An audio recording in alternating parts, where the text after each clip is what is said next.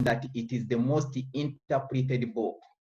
While it is read the most, it is also the most interpreted book. We don't have the interpretations, about any revealed book, which are similar or even equal to the interpretations we have about the Quran. You find one tafsir is having more than 10 volumes. You find a scholar interpreting a chapter like Al-Ikhlas in 1,000 pages. Somebody is interpreting Surah Al-Fatiha in more than 1,000 pages. So this is a book that has been appreciated by the most people. And that is why it is Al-Quran, because it is read by the most people and it is interpreted the most. And I did mention that it is Al-Quran because every letter of it is contributing to another letter in terms of meaning, that each letter of the Quran is equally important and it has to be given attention in reading because it is Al-Quran. And every word of it is also very important because it contributes to the sentence ayah. And every ayah is very important because it makes what we call a chapter. So a collection of ayat becomes a surah. And every surah is equally important because altogether become Al-Quran. So these are some of the reasons that I gave. And I said also, it is Al-Quran because it is not understood in isolation. So one ayah must be understood in connection to other ayat. So you don't just rely on one ayah and you conclude, because the message could be expanded somewhere. The elaboration could be in other verses. The Quran explains itself, it elaborates itself, and so on. So this is the beauty about the Quran. You will not find any book that explains itself like the Quran, that this ayah is understood based on other verses as well. So when we read the Quran, we have to keep that in mind. Today's topic is going to make a reference to the Quran as well. When we talk about the senses, we are talking about a blessing of Allah subhanahu wa ta'ala, which needs to be appreciated. And I will be referring to some of the ayat of the Quran. So I will be showing the slides and I'll follow every slide and explain it in detail. So allow me to share the slides with you. Just a minute so that everybody can see what I'm talking about. Okay, so this is the topic that we have today. Let me get into the detail of this particular topic. Again, allow me just a second to create a space for this.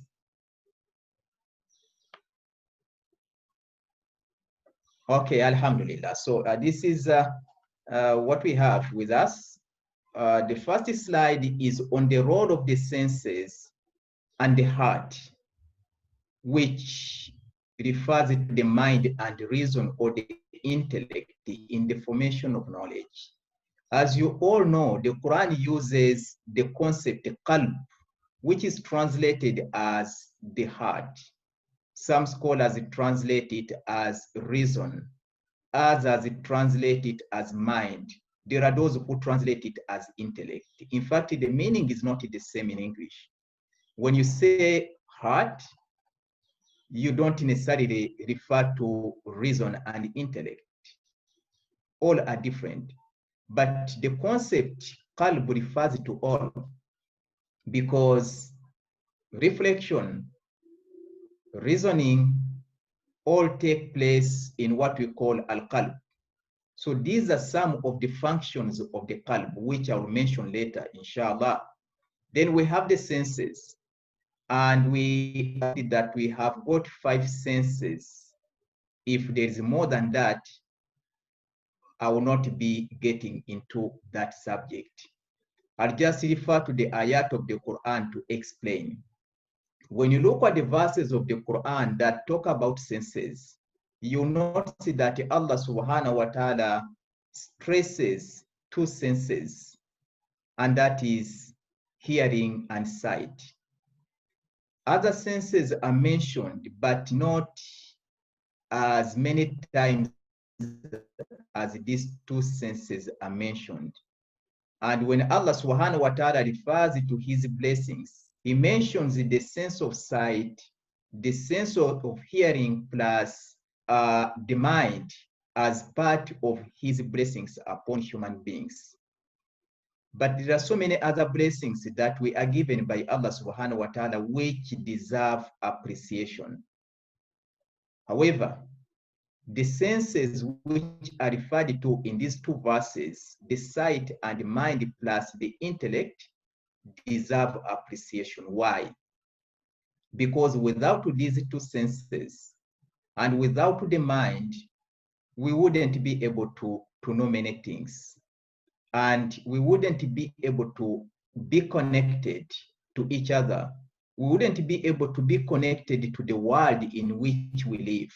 So it is a blessing of Allah subhanahu wa ta'ala that we are granted the senses which are actually the means not only to the knowledge, but also to other things as well. And in Surah Al-Ma'idah, Allah subhanahu wa ta'ala mentions that he has completed his favors upon us by revealing the Quran, wa atmamtu alaykum ni'mati, which is actually the ni'mah of revelation. So apart from the senses which lead us to knowledge, we are also given another knowledge that is revealed by Allah subhanahu wa ta'ala to complete the ni'mah of knowledge. I did mention that the first ayah to be revealed in the Quran is on knowledge. Why? Because knowledge is very important. It's one of the great blessings of Allah subhanahu wa ta'ala, if not the greatest.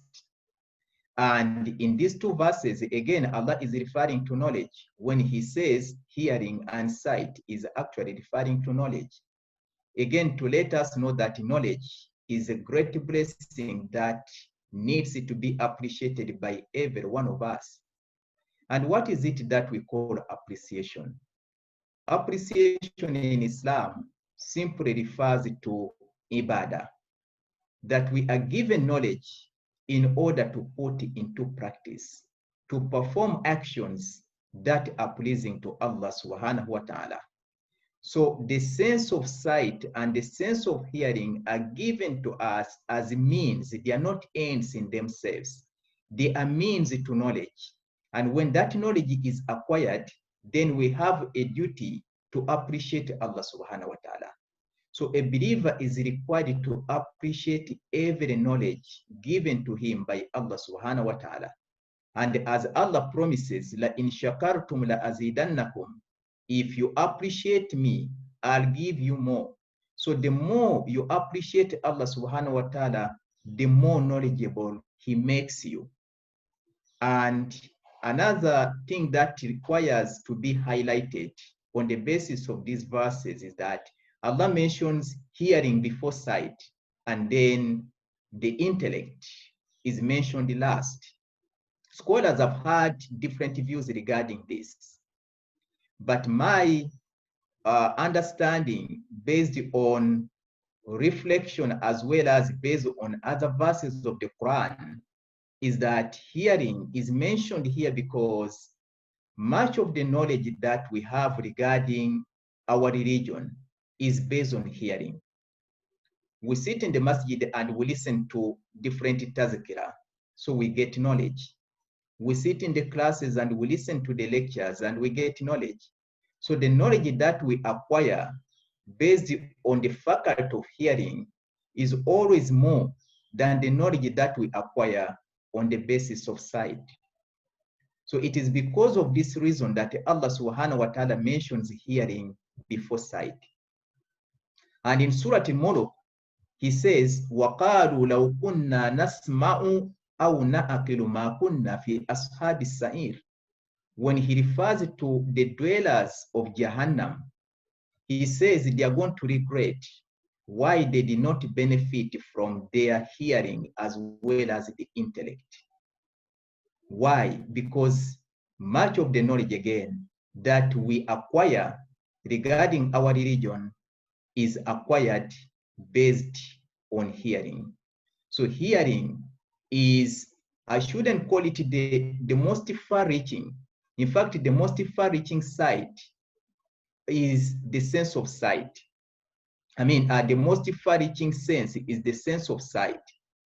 We see far more than we listen. You may not listen to what is far away, but you can see what is far away.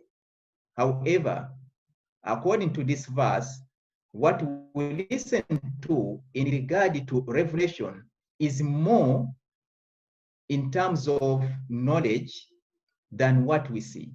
So there is knowledge that we acquire on the basis of sight, but there is also knowledge that we acquire on the basis of hearing. While the two are means to reveal the knowledge that you need to see in order to acquire that knowledge. For example, to read the Quran, you need to see the letters to read. But you can also read the Quran without sight. The blind people are able to read the Quran without seeing the huruf, but they can feel the letters. They can hear, they can listen. That is the reason why they are able to read. If they're not able to listen, to hear, they will not be able to read. So hearing is more important than sight on the basis of this. You can read if you're not able to see, provided that you are able to listen. But if you cannot listen, then it is not possible for you to read in any way. So the dwellers of fire will regret why they did not benefit from the ni'mah of hearing and not the name of sight, because the ayah does not mention it. وَقَالُوا لَوْ كُنَّا نَسْمَعُ أَوْ نَأْكِلُ. So it is hearing and understanding and not sight, simply because much knowledge is acquired based on that faculty. But then some scholars have told us that hearing is mentioned first here because it is the first sense to develop in a human being when we are still in the mother's womb. So the babies are able to listen to the sound before they see. And we all know that babies are not able to see until after 1 month or until after 2 months. So the first sense to function in babies is the sense of hearing. And why? Because they need hearing more than sight again. I refer to the same reason. They need hearing more than sight. Then sight is given later. And then intelligence is mentioned the last. Why? Because of the role it plays, which I'm going to explain.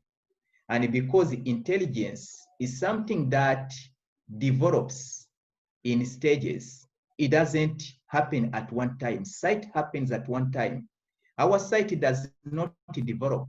Our hearing does not develop. So the hearing that you have remains the same. It will not develop, but it may reduce with, due to some factors. It can even be lost. However, intelligence is something that develops. It is something that increases. And there are some other reasons, again, which I'll give later.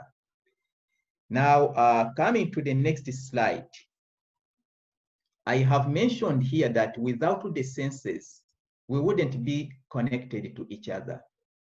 And in fact, the creation of the physical world would be meaningless. Why did Allah subhanahu wa ta'ala create the physical world or the sensible world, the intelligible world? Is for us to study, is for us to reflect upon, is for us to see, is for us to connect ourselves to it in order to know the Creator, Allah subhanahu wa ta'ala. So one way to know Allah subhanahu wa ta'ala is by observing what He has created. When you observe His creation, you know Him. Another way to know Him is actually by reading what He has revealed. That is, when we read the Quran, we know Allah subhanahu wa ta'ala. When we observe His creation, we know Him. So the senses connect us to the physical world. without which the physical world would be meaningless. And the next that I have mentioned here is the divine message itself is addressed to two senses. What are they? The senses of hearing and the sense of sight, plus reasoning. Regarding reasoning, I'll mention in detail, inshallah, but divine message requires these two senses, the sense of hearing and the sense of sight. So these are the two means through which we are able to get the knowledge that is revealed by Allah subhanahu wa ta'ala in the form of a book. But regarding knowledge that revealed in the form of book, we are able to acquire that knowledge without the sense of sight and the sense of hearing. How? Because some knowledge is direct knowledge. It does not involve these two senses or other senses. There is knowledge that comes directly to the mind, knowledge that comes directly to the heart, which has been discussed by the scholars. And one of it is jibilat. So knowledge that comes directly to the mind.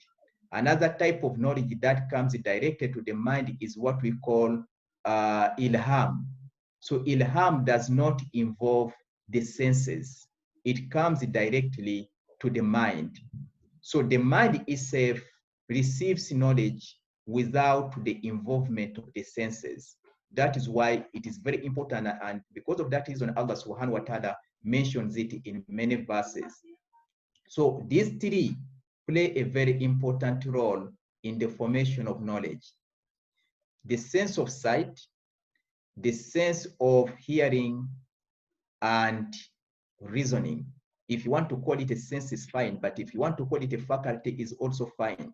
There are those who prefer to call them faculties, and they talk about the faculty of hearing, the faculty of seeing, and the faculty of understanding.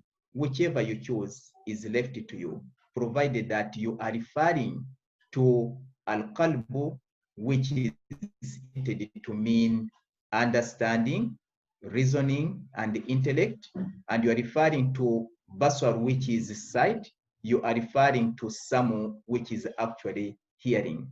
So divine message is understood based on these three: the sense of sight, the sense of hearing, as well as understanding, which is the intellect. So each plays a very important role.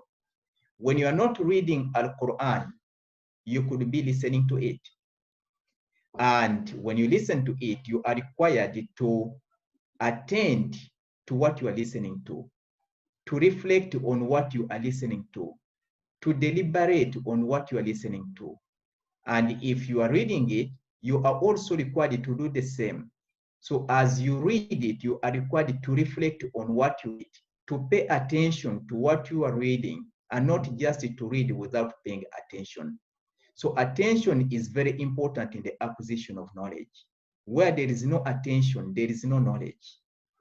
In fact, Allah subhanahu wa ta'ala mentions in the Quran that there are so many ayat that we pass by without paying attention to them. And because of this reason, we don't get the knowledge. Where are those ayat? The ayat referred to here are the ayat that we read in the Quran, as well as what we observe in the world in which we live. So the objects that we observe without attention and the verses of the Quran that we read without attention are more than the ones we pay attention to, which means that the knowledge that we get is lesser than the knowledge that we don't get. Why? Because we fail to pay attention to the ayat. We fail to pay attention to the Quran when we read it. We fail to pay attention to the objects that we observe in the world in which we live. That is mentioned in the Quran. But again, when we go to the next slide, I'll go through all the slides, then I will elaborate more after the slides. I have written here that there are so many tangible proofs of Allah's existence, which can only be perceived through senses. The tangible proofs are the things that we see and we are able to touch. This, again, will involve other senses, because when you talk about a tangible proof, it means that other senses are also involved. For example, the sense of smell and taste and so on are also included in this particular statement. So when you taste the food, you are able to know the differences in taste. So in this way, you are able to know the greatness of Allah subhanahu wa ta'ala, because food doesn't taste the same. The fruits do not taste the same. So the differences indicate the greatness of the Creator. So Allah subhanahu wa ta'ala wants us to know his greatness. For this reason, he has created a variety. He has not created one particular kind. So everything is in variety, more than one, including human beings. We are created in different colors, in different physical structures and so on. Why? Because there is ayah in every structure. There is ayah in every race, which actually lead us to knowing the greatness of Allah subhanahu wa ta'ala. So again, that is part of this particular statement. But Allah subhanahu wa ta'ala says, وَفِي الْأَرْضِ آيَاتٌ لِلْمُوقِنِينَ وَفِي أَنفُسِكُمْ أَفَلَا تُبْصِرُونَ. That there are so many tangible proof and intangible proof on the earth for those people who are able to see, or who are able to use their senses to connect themselves to those proof. Are you not able to do it? Are you not able to see? Are you not able to touch? Are you not able to taste and know the greatness of Allah? So all the senses are referred to in this particular ayah. Even though the previous ayah have mentioned the two senses, the sense of hearing and the sense of sight, this particular ayah includes all the senses, because when we talk about what is found in the world, we are actually talking about whatever we sense. Whether you are using the sense of sight, the sense of hearing, the sense of smell, the sense of taste, and so on, you are actually connected to those which Allah subhanahu wa ta'ala is referring to. So again, let me go to the next site. Here we start to focus on each and every site. What are the functions of the eyes? Why did Allah subhanahu wa ta'ala grant us the eyes, which are considered a great ni'mah to see? But what kind of sight is referred to in the Quran?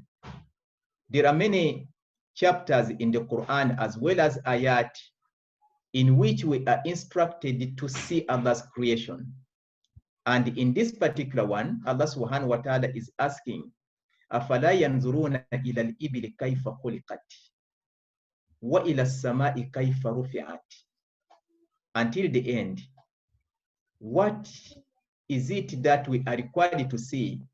We are required to see some of the great indicators of Allah subhanahu wa ta'ala. The camel is very different from other animals, the way it is created. And this requires sight as well as reflection. So you need to see it and reflect. You need to reflect on the way it behaves. Reflected on the camel will never have that knowledge. But in camel, they know how the camel differs from other animals. And for this reason, they know the greatness of Allah subhanahu wa ta'ala based on that creation. Other animals also have their distinctive kind of features, but the camel is mentioned in the Quran. And one of the reasons is because it was used as means of transport, and it is the only animal that can stand a long distance without water for a long time. So this is one of the greatness of Allah subhanahu wa ta'ala. And this is knowledge for those who use the camel as a means of transport. Allah subhanahu wa ta'ala was addressing the Arabs who denied his message, that if you don't believe that I exist, look at the animals that you use for transport. Look at the camel, how I have created it. So without the creator, that wouldn't be. So again, this is another function of sight that we have to see, but how to see? Let me come to this particular slide. Of course, sight enables us to acquire knowledge of both the metaphysical world as well as the natural world. How? When you see the objects that are in this natural world, you are required to see beyond, not just to see the object itself, but to look beyond the object so that you are able to see the creator himself. You are able to see the greatness of the creator. You are able to see the power of Allah subhanahu wa ta'ala in bringing into existence that particular object that you are observing. So sight enables a person to acquire both knowledge. The knowledge concerning the physical world and knowledge concerning the metaphysical world. But it is a means that leads us to the knowledge of the metaphysical world. That is to look beyond. And I talked about transcendence before, as well as materialism. So materialism is when you just look at the object and you don't look beyond. And the transcendence is when you go beyond. So you look at the object and you go beyond so that you don't see just the object, but you see the creator, you see the power of the creator who has brought it into existence. Sight is referred to in the Quran, and that sight which is referred to is actually undistracted sight, not any sight. Is what we call visual attention, whereby when you see, you pay attention to what you see. You don't just simply look one time, but you look more than one time. Before this, I highlighted the differences between the two concepts used in the Quran to refer to reflection, namely at-tadabbur and at-tafakkur. And I mentioned that at-tafakkur is used in reference to the natural objects. When you observe them, you reflect. So that reflection is called tafakkur. But tadabbur is used in reference to the Quran, that when you read it, you reflect. So tadabbur to the Quran. There is nowhere in the Quran that Allah is using tadabbur in reference to the natural objects, and that is using tafakkur in reference to the Quran. However, we can take the two to be synonyms, that you can use them interchangeably. Let me just focus on the concept of tadabbur. The concept of tadabbur comes from dubur, which means back. So tadabbur is to see again or to look back. That if you have seen something, you are required to look again in order to see it more than one time. And that is what Allah subhanahu wa ta'ala is referring to in Surah Al-Mulk when he says that مَا تَرَى فِي خَلْقِ مِنْ تَفَاوُتٍ, that there is no any fault in the creation of Allah subhanahu wa ta'ala. Whatever Allah has created is perfect. And he instructs every one of us saying, فَارْجِئِ الْبَصَرَ كَرَّتَيْنِ, فَارْجِئِ الْبَصَرَ كَرَّتَيْنِ, which means that look again. So look again, how many times? Karratain means 2 times, but it is not limited to 2 times. So it is not the number that is mentioned that Allah subhanahu wa ta'ala intends. So if you are in need of more yaqeen, of more certainty and satisfaction, then look more than twice. It is left to you to decide how many times you want to look, but make sure that you have acquired the knowledge that Allah subhanahu wa ta'ala wants to acquire. What is that knowledge? It is the knowledge of Allah subhanahu wa ta'ala, to know him.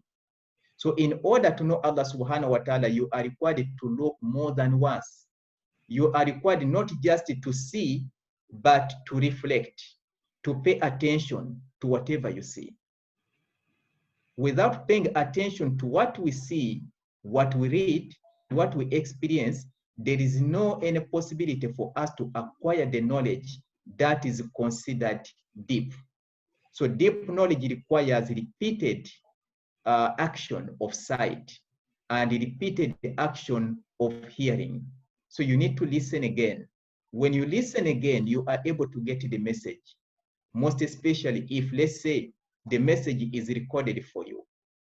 When the message is recorded and you listen to it more than once, you are able to discover more things that you couldn't know if you listened once. This is exactly what happens for the audios that we listen to. There's one thing that I do to evaluate my lecture. I record my lectures and I listen to my lectures when I'm alone in the car driving or when I'm waiting for somebody. So when I listen to what I have recorded, I'm able to discover so many things. Some of the things that I listen to, I'm not aware that I'm the one who said them actually. But I can always improve on what I have said because I couldn't realize when I said it that it required improvement. So a repeated action is very important. And Allah subhanahu wa ta'ala requires us to see many times or to look many times and to listen again with attention. So undistracted sight is the sight that is not distracted by anything. If there are so many distractions, you are not able to, things will not make sense because there are so many things and you are not able to see everything at the same time. So you need to focus. So you have to focus on one object, then you want to see all the objects at the same time. That is what Allah subhanahu wa ta'ala is referring to here. When you focus on one object, you know that object. You will specialize in that object because you focus on it. But the same is also true with hearing. You cannot listen to every sound. You need to focus on one sound. If you are listening to the lecture, you need to focus on that lecture. But if you are listening to the lecture, but at the same time you're also listening to other things, you will miss a lot. So to pay attention is extremely important. Surah Al-Ahzab, Allah subhanahu wa ta'ala mentions, Ma ja'ala Allahu li rajulin min qalbayni fi jawfi. Allah has not given two minds to one person. What does it mean?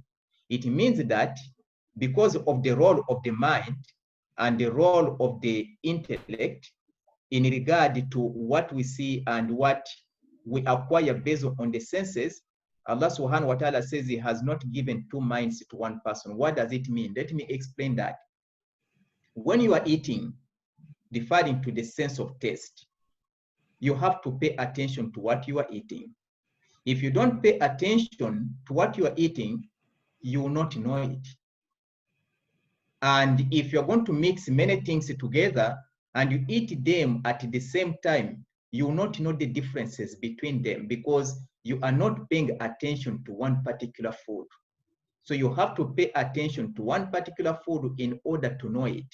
That is extremely important. So the role of the mind. And the mind has to be connected to what you are observing. Whatever you are seeing, whatever you are listening to, the mind has to be present. When the mind is not present, again, you will not get the knowledge that Allah subhanahu wa ta'ala requires you to get. I will tell you my experience regarding durian. If I did mention it before, this would be to repeat because of the topic that I'm dealing with today. The first time I saw durian, because I had not seen it before, I thought that it was not good to eat. My roommates brought it to the room and they asked me to join them. I said, thank you very much, but I cannot eat it. They asked me why. I said, it has spoiled. It is not good anymore. It is spoiled already. They said, no, it is still good. I said, no, it is not good. I based on what? I based it on the smell. The smell was very different from the smell of other fruits that I had experience with. Secondly, because of its softness, it is very soft. So when I saw, when they touched it, it was very soft. So I based on the softness and also the smell to conclude that it was spoiled. which means I shouldn't eat it. On a different day, they brought the same fruit and they invited me again. And I said, I'm very sorry, I cannot join you. Why? I said, because it is spoiled. They said, it is not spoiled. This is the nature of the fruit. Well, I didn't eat, but I was invited to go to one of the villages by my roommate. So I followed him to that village where I stayed for 10 days. And I was offered durian. That was during Ramadan, breaking the fast. When they offered me durian, again, the same as I heard about it, was still the same. The smell was the same, and also the nature of the fruit, of course, remained the same. So it is soft. So, but I couldn't mention it to the person who hosted me to say the fruit you have given me is spoiled. So but how to eat it? I had to prepare myself. What I did was to divert my mind from the fruit, and I ate it without paying attention to what I was eating. Believe me, I was able to finish all the durian given to me, but without knowing the true nature of durian, without knowing how durian tastes. Ramadan ended. After Ramadan, I was taken to a very big plantation of durian, and we collected a lot, and we had to eat some. So when they cut, again, the same experience. The smell was the same, and the softness again, the same. So I knew that this is the nature of this fruit. It is not soft because it is spoiled, and it doesn't smell the way it smells because it is spoiled.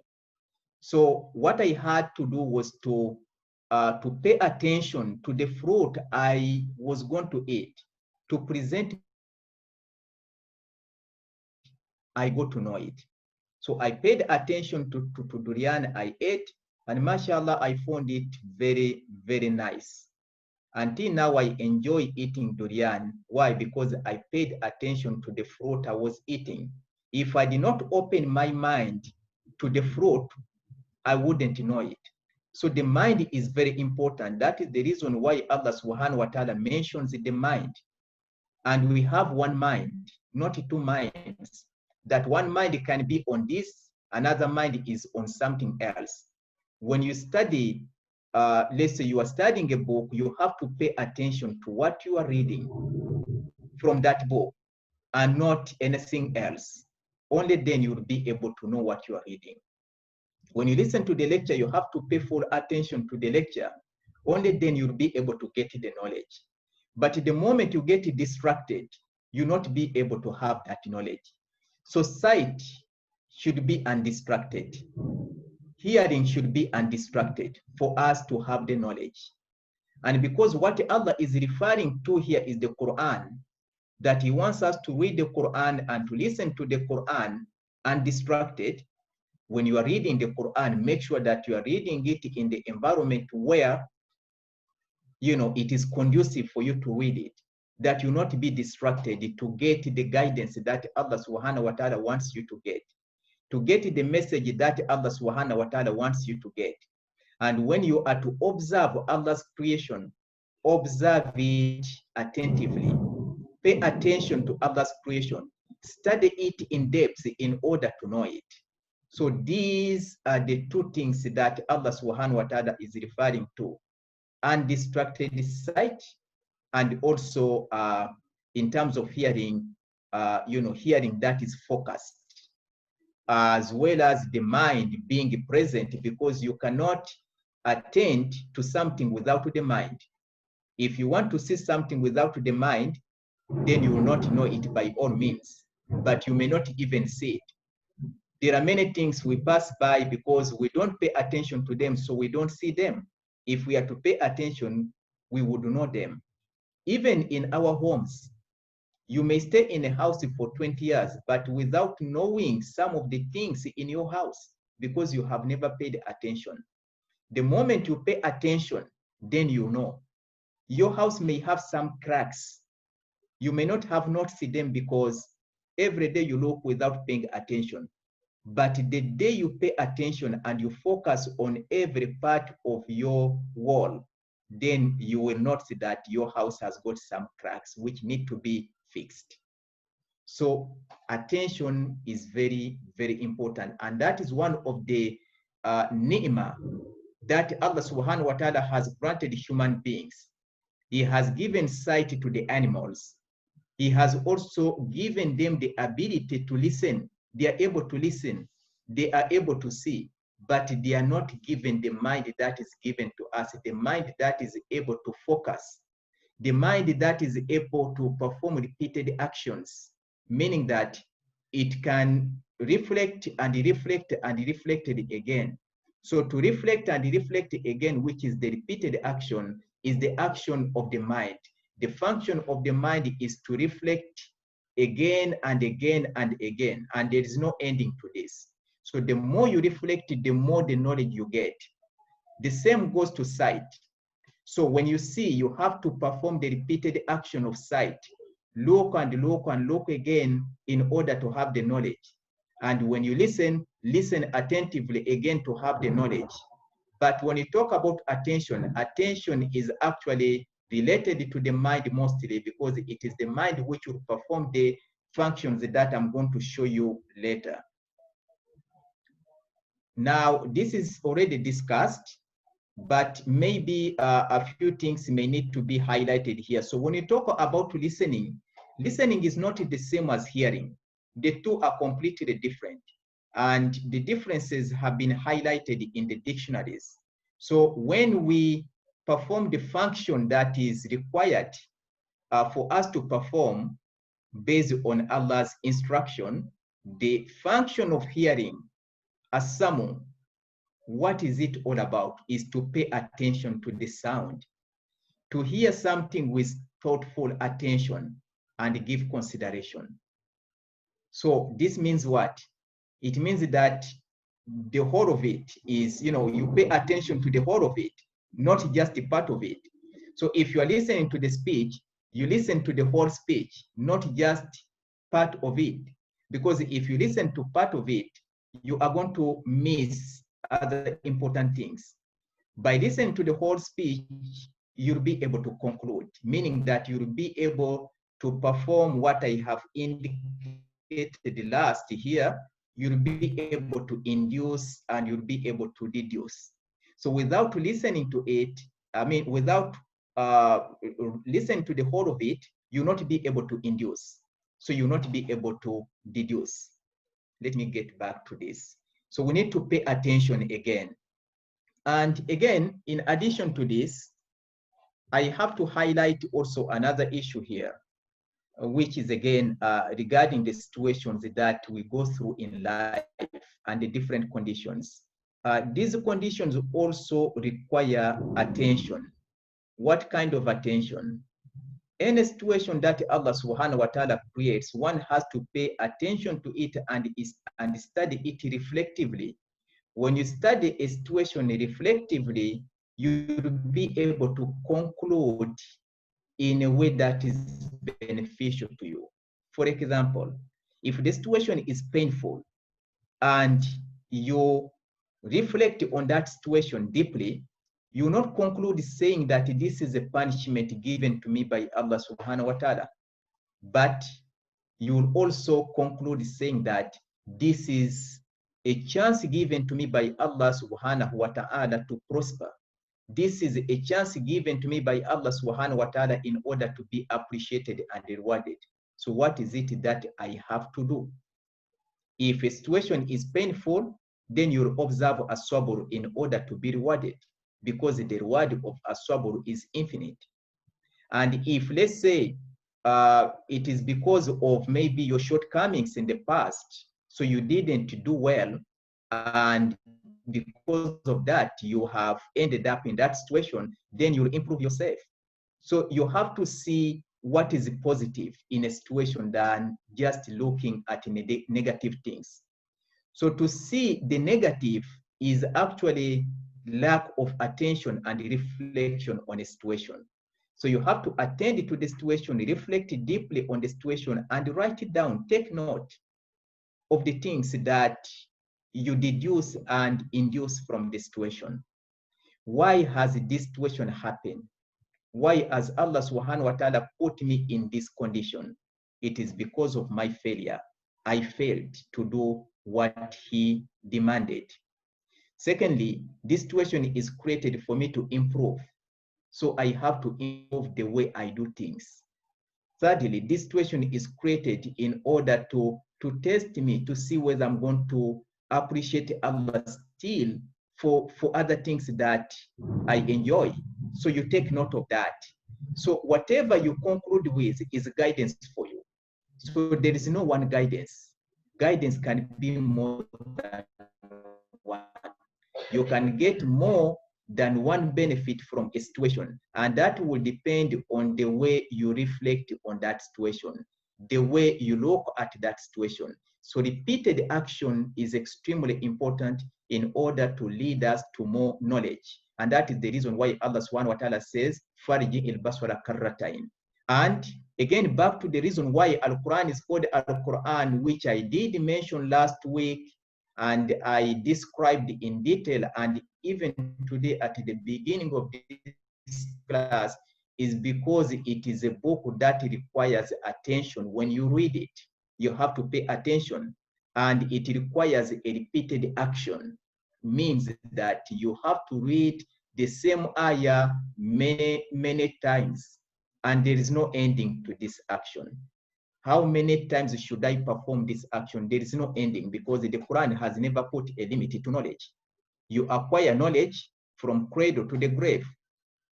Although this ayah, this particular hadith is not authentic, that it is, attributed to the Prophet in authentic way, many scholars say this hadith is not authentic. However, the hadith does not contradict reality. So knowledge is to be acquired from the early age until the last breath.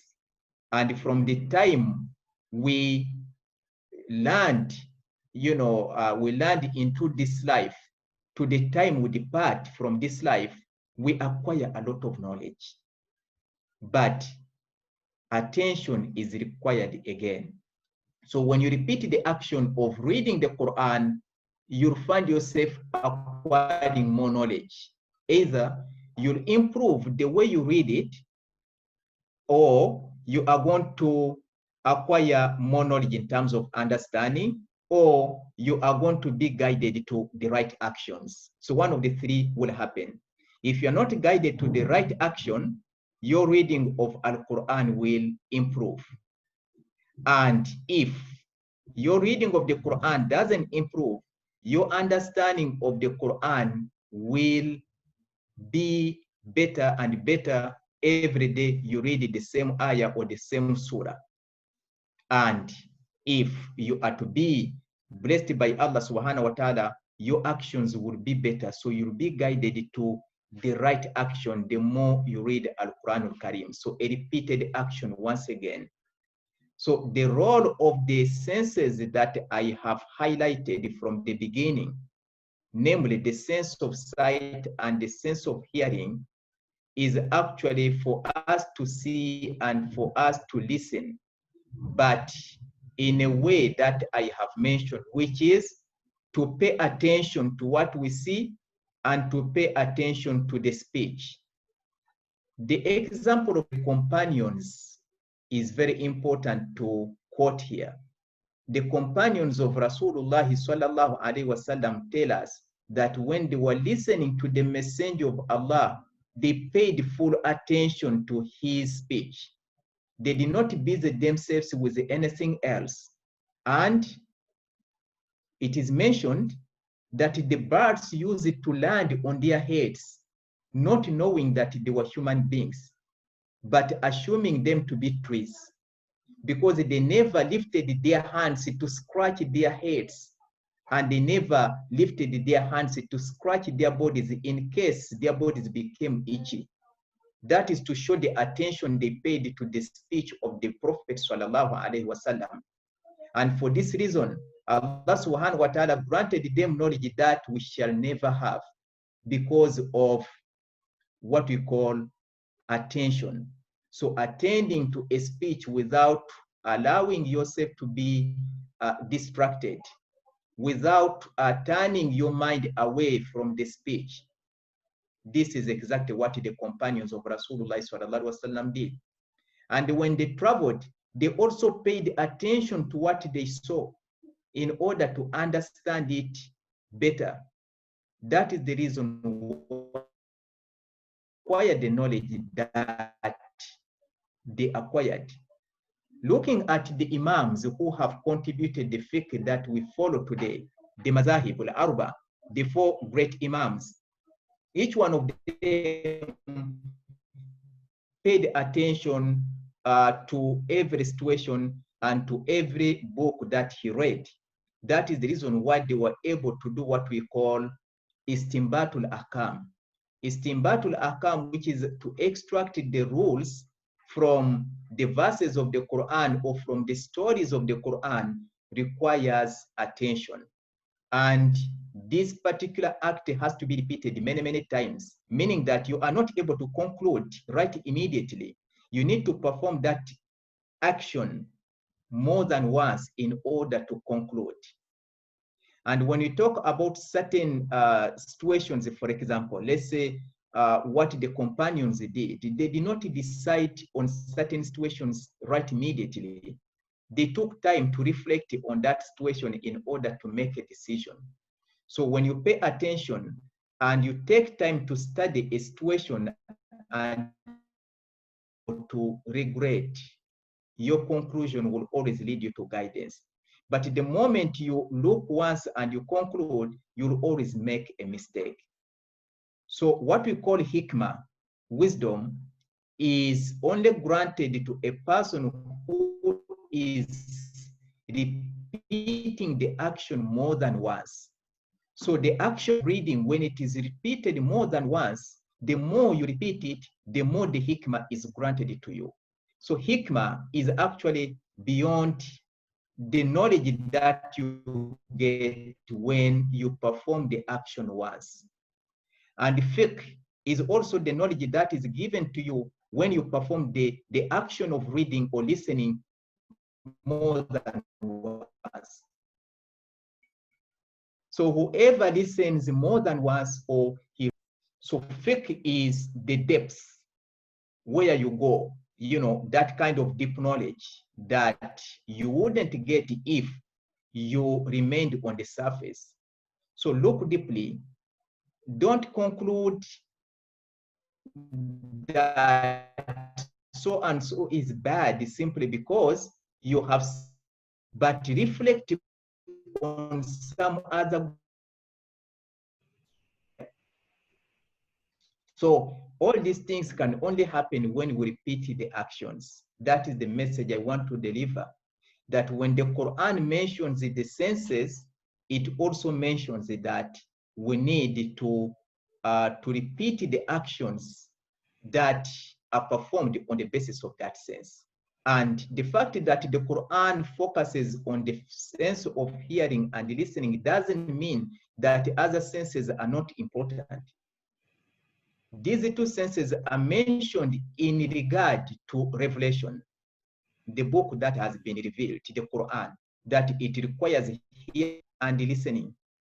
If you don't have these two, or you are not able to listen, you are not able to see, you are not able to see, you are not able to listen, then it is not possible for you to get that message that Allah subhanahu wa ta'ala has revealed to the Prophet sallallahu alaihi wasallam. So you need to have these two with you. You are able to listen, even if you're not able to see, you'll be able to acquire that knowledge.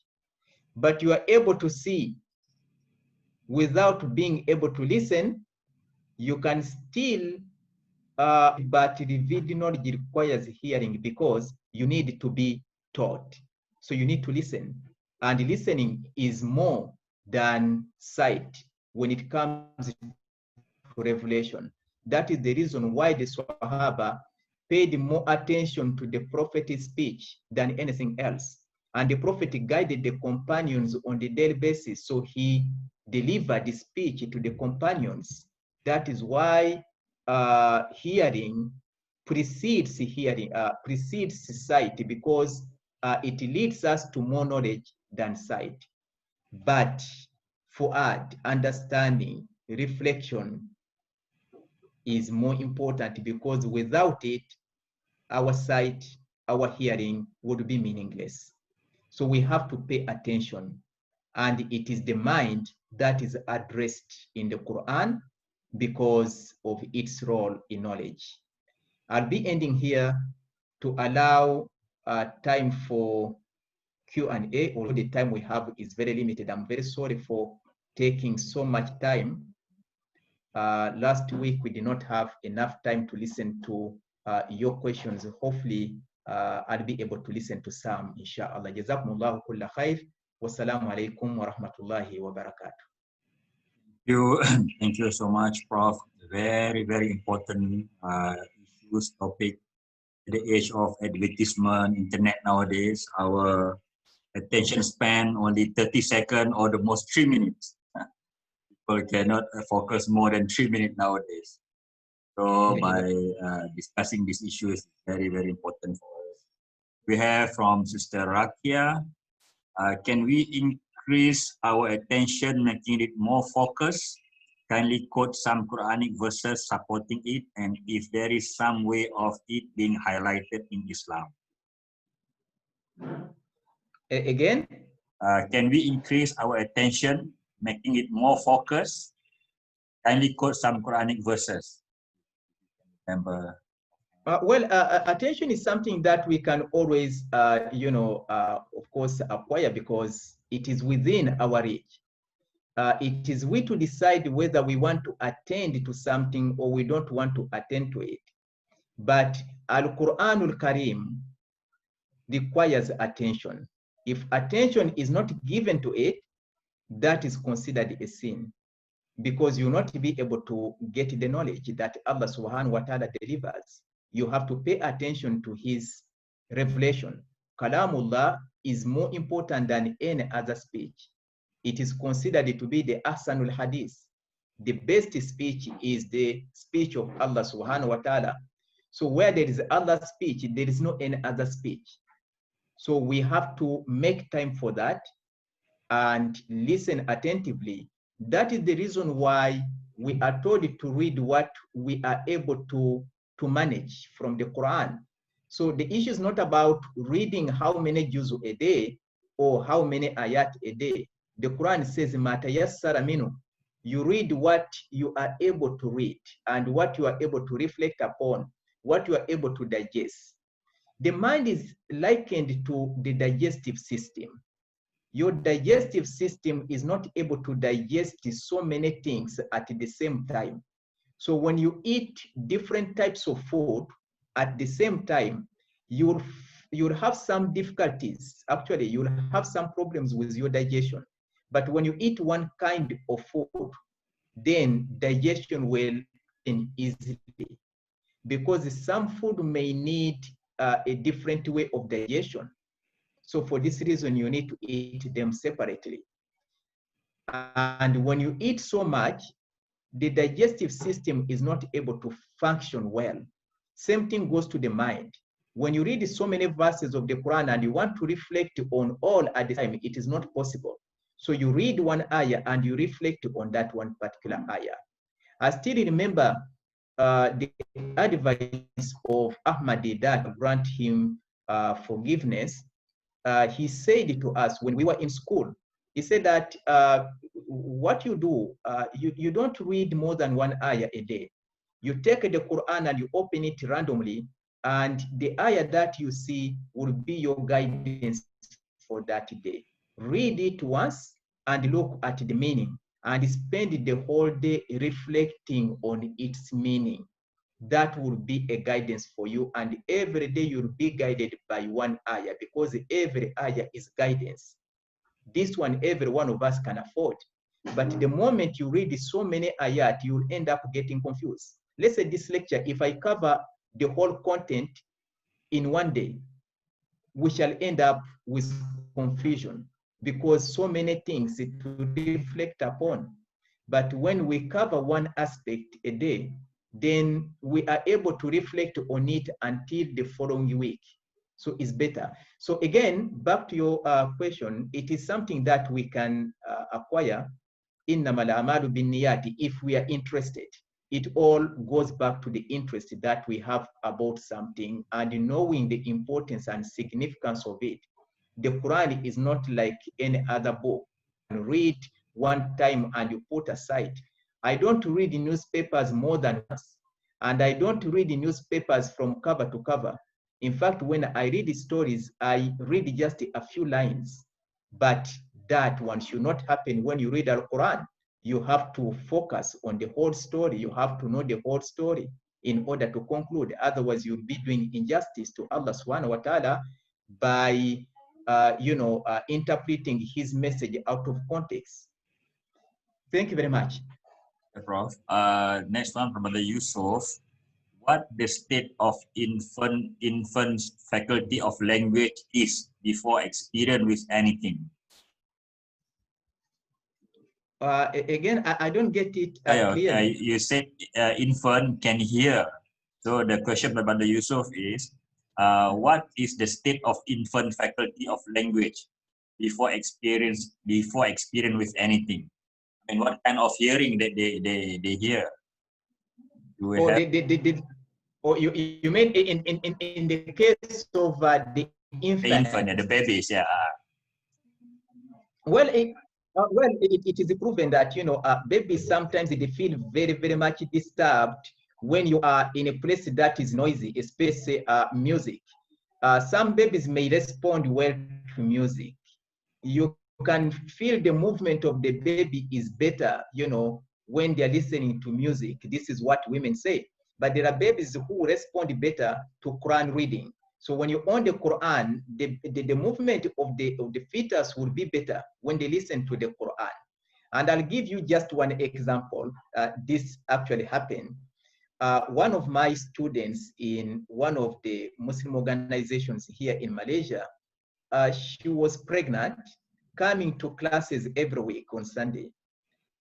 When she was 8 months plus, 8 months, she had some, problems with her pregnancy. So she was admitted in one of the hospitals, and the movement of the fetus was not so good, and the head was not in the position where it should be at 8 months.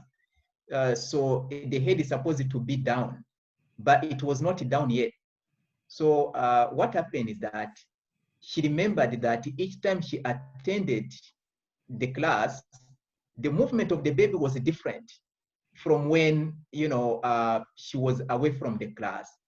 So she asked somebody to record the tazkira and take it to her to the hospital, which was done.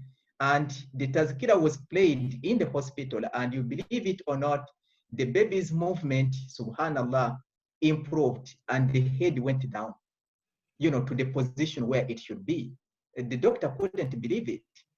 So she mentioned this to me, which means that the babies are able to respond to the sound outside the mother's womb. They can listen, but they're not able probably to, of course, they cannot see. Are they able to understand?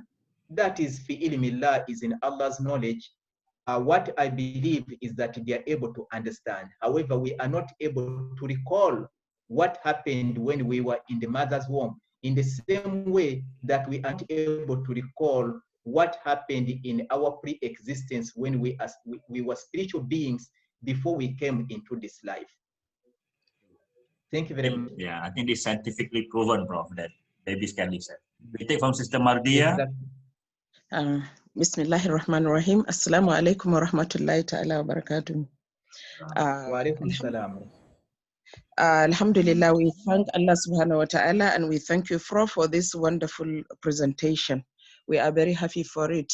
My own is just a contribution, which I would like to remind our brothers and sisters that seeing things with our naked eyes and seeing things in our heart or reflecting on it, there are two things. There is negative and positive. So we should try as much as possible to shun away from negative, because anything we look at, we have to think that we have to think in a positive way, not in a negative way, because this is what is seriously affecting our brothers and sisters in our communities. So, and is affecting our sense of brotherhood and our relationship with one another. So I think we have to think positively, always think positively before you give meaning to anything you look at, because in ba'da zanni ism fala tajassasu. So we should be looking at this if we want our relationship to continue. If we want our relationship as brothers in Islam, we have to be looking at things positively. That is my own little contribution. Thank Allahu you. Alam. Thank you so Assalamu much. alaikum. We take quick one from Sister Ilham Sarima or brother. Is the last one. Can you unmute yourself? Ya, Assalamualaikum warahmatullahi wabarakatuh. I want to ask about, for example, when we want to learn about Al-Quran, we can read the translation or even the tafsir based on our native language, but we cannot read the Al-Quran properly in the Arabic. So, is it possible? Is it possible to understand easily about the contents of Al-Quran itself, Prof? Thank you. Okay, Prof. Okay, thank you very much. Actually, Al-Quran is revealed in Arabic, and it has to be understood based on the language in which it was revealed. The reason why the Bible was lost in terms of the message and meaning is because it was translated into other languages, and focus is on those languages, the translations. Al-Quran is very different in nature, and that is what makes it a mu'jiza. It is a mu'jiza simply because it cannot be translated. So the concept mu'jiza means what, you have the ajaz. Ajaz means that you fail to attain something. So the disability, the failure, all the translators of the Quran have highlighted, Yusuf Ali, Pictol, and others, they have indicated in the introduction to their interpretation of the Quran or interpretation of the meaning of the Quran that the Quran cannot be translated. This is a great challenge they faced when they were translating the Quran. You can translate it literally, but even literally, it is not possible for you to translate the Quran because the Quranic concepts have got more than one meaning most of the time. You can translate a concept in many ways, and it can be interpreted in many ways. So the best to read are the interpretations, because when you read the different interpretations, you are able to know more and more. And don't read one tafsir.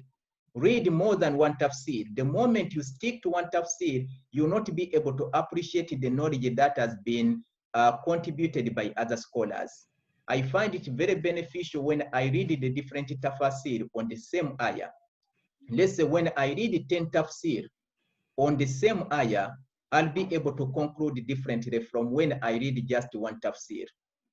So again, my advice to you is if you're not able to understand Arabic, that you are not able to understand the meaning on your own, even if you are able to understand the meaning again, you need to refer to the tafsir. Why? Because even the Arabs, I'm referring to the companions of the Prophet like Abu Bakr, admitted that they failed to understand many concepts in the Quran, and they were seeking, the help of others. Let's say Ubay bin Ka'ab, just as an example, Ubay bin Ka'ab was approached by Umar bin Khattab, and he asked him, could you please tell me what is the meaning of taqwa that Allah is referring to in the Quran? And Ubay bin Ka'ab was able to explain to him the meaning of taqwa. That was new knowledge to Umar bin Khattab.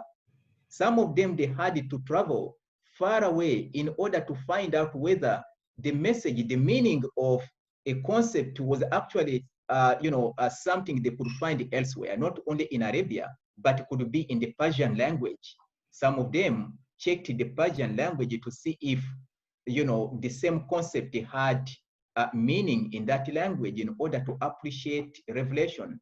So don't just stop at the translation, refer to the different interpretations, and that is why the mazahib are very important. The four mazahib, when you read the four mazahib, you'll appreciate Islam more than when you read one mazhab. More than one tafsir will lead you to better understanding than when you read just one tafsir. You'll be reflecting more, you'll be arriving at more guidance. Wallahu alam. Thank you so much, Prof.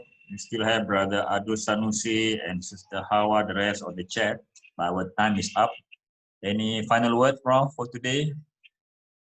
Well, Jazakumullahu kulla khair. I appreciate all your contributions, and I look forward, inshallah, to more questions and contributions, inshallah, next week.